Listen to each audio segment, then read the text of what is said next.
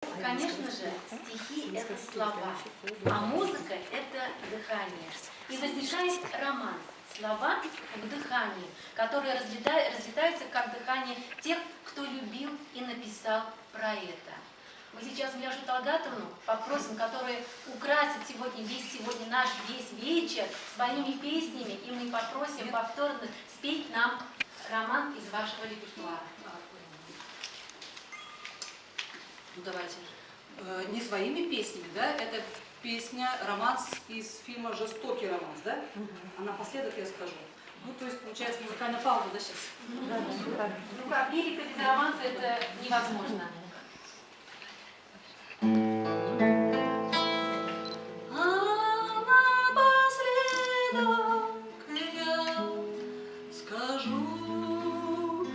Напоследок я скажу: